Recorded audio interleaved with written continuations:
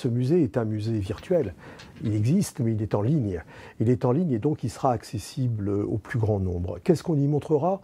On y montrera notre histoire, on y montrera l'histoire des hommes et des femmes qui ont construit le logement social, qui l'animent, qui le gèrent. Eux-mêmes auront l'occasion d'exposer, de donner à voir les réalisations qui sont les leurs, les étapes de la construction de leur propre action.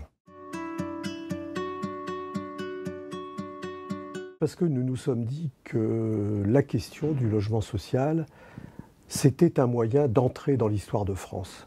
Et c'était un moyen de lire l'histoire de France du point de vue politique et du point de vue social.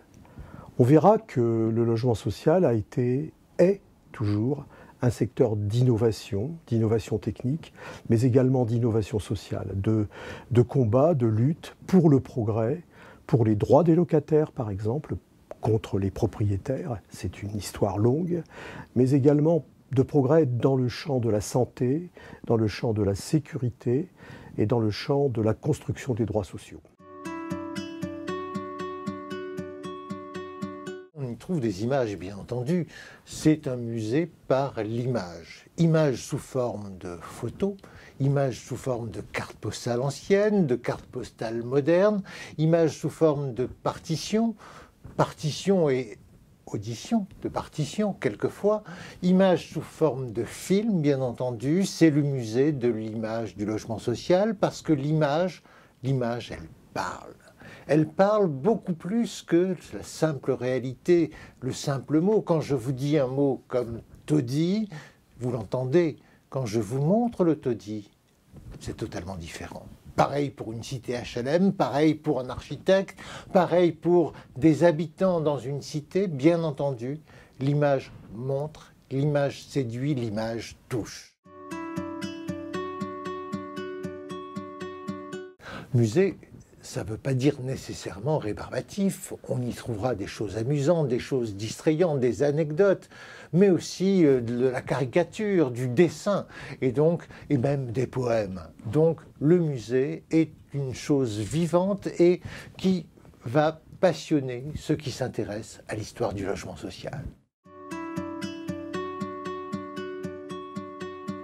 Exposition permanente sur les grandes périodes qui vont marquer l'histoire du logement social, ce depuis le XVIIIe siècle jusqu'à nos jours. Thématiques qui vont montrer des moments extrêmement modernes de notre histoire, des moments qui sont des moments saisis par les organismes, qui sont saisis par d'autres que nous, et qui vont montrer les organismes d'HLM aujourd'hui. Et par exemple, vous avez la très belle exposition sur de street art, qui est celle de Paris 13e, cette tour qui a été détruite, mais qui avant a été un musée extraordinaire où des centaines d'artistes du monde entier se sont réunis pour faire une exposition d'art. Vous avez également celle des Minguettes. Ces jeunes de ces quartiers symboliques vont photographier leur cité aujourd'hui. Cette exposition est par certaines photos tout à fait remarquable. C'est leur musée. C'est leur musée, ils seront présents, chaque organisme aura son histoire dans le musée et avec leur contribution. Il va permettre aux étudiants, aux chercheurs, de poursuivre leurs travaux, mais il va permettre aussi au grand public de se faire sa propre opinion, peut-être de faire évoluer des idées qui sont parfois des idées reçues sur le logement social, et en tout cas de découvrir cette œuvre qui est une œuvre de société, qui est une œuvre de la société française et d'un certain nombre d'hommes, de femmes qui sont des militants.